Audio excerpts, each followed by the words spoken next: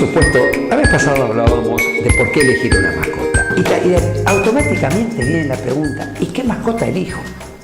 Bueno, quiero decir, yo también he cambiado mucho. Yo hoy tengo un gran amor por los animales abandonados.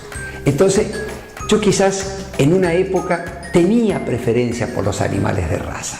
Pero hoy, con los años, que uno ya empieza a tener una mayor sensibilidad, empieza a ver que los que verdaderamente necesitan amor son aquellos animales abandonados. Y nos dan el mismo cariño. No hay ninguna posibilidad que un animal de raza nos dé mayor afecto que un animal mestizo.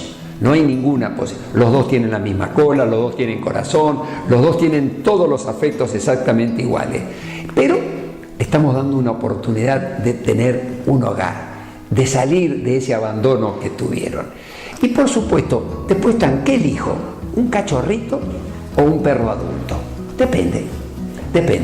Yo le digo una cosa, cuando uno ya no tiene mucho tiempo y no tiene mucha paciencia, también me animaría a decirle, es preferible un animal adulto.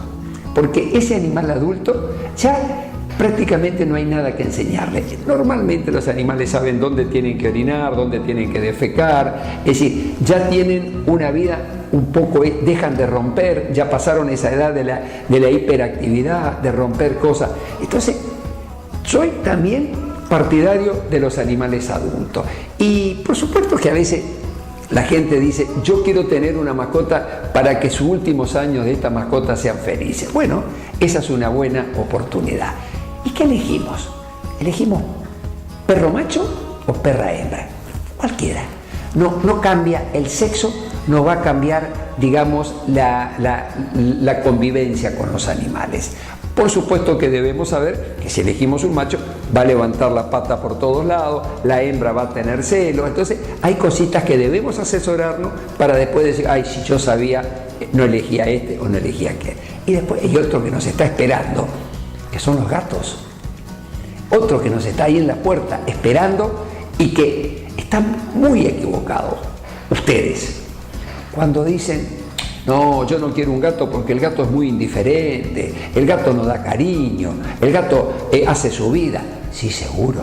Lo que pasa es que los gatos están muy próximos todavía a ser un animal salvaje, a ser un felino verdaderamente salvaje. Pero eso no quita de que no nos den cariño, de que no sepa quiénes somos los que lo cuidan y que comparta con nosotros muchos momentos. Le encanta estar sentado en los sillones con nosotros, le encanta dormir a los pies de nuestras camas.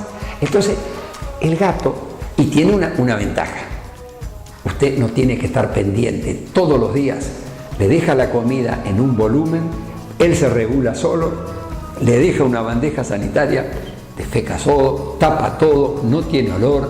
Entonces, usted tiene por su actividad pocas horas en casa, no dude que el gato es el animal ideal. Entonces, conversar con su veterinario, sacarse algunas dudas que puedan tener, siempre saben que tienen un teléfono nuestro para poder comunicarse y vamos a estar para darles estas informaciones. Pero lo que les digo, lo que siempre digo, disfruten tener una mascota que van a aprender a ver lo que es otra manera de que nos quieran.